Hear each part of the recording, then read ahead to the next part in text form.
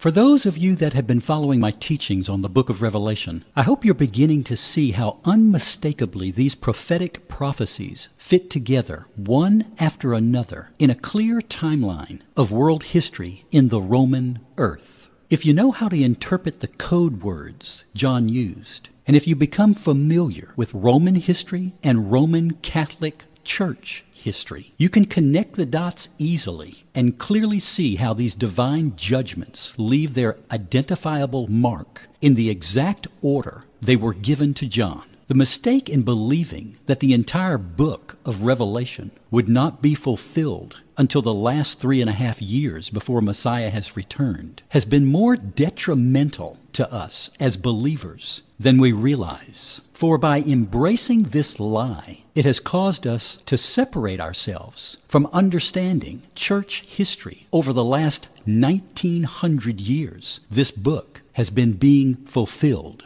The harm in that is the fact that we have treated the sacrifice of our ancestors as unimportant, and the curse in that is where we are today as a body of believers, thinking it's okay to embrace Easter, Christmas, and Sunday as Sabbath, just to mention a few of the heresies. Had we correctly interpreted the book of Revelation and taught it from generation to generation, we would clearly identify the beast system as the Catholic Church that our brethren gave their blood to fight against, and we might not have so easily crawled up in bed with that whore and lost our virginity. There is a religious Antichrist spirit that controls the papacy today that goes back all the way to ancient Babylon. Revelation tells us this in 1824, which states that in her was found the blood of the prophets and saints and of all who were slain on the earth. I want you to think about that.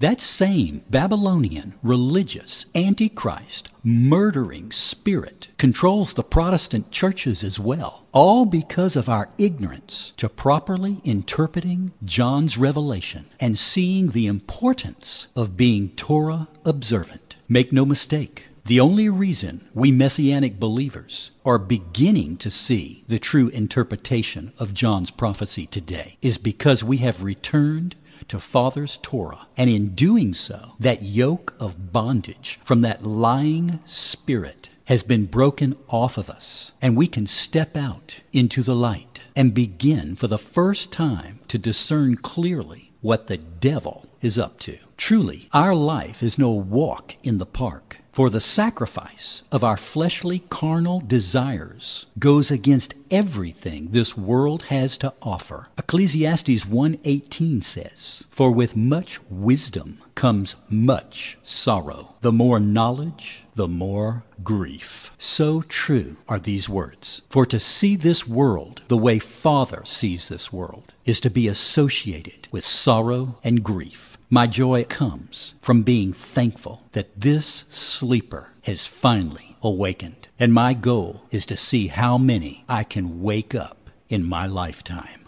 How about you? I'm Bill Sanford with the Torah Thought for the day.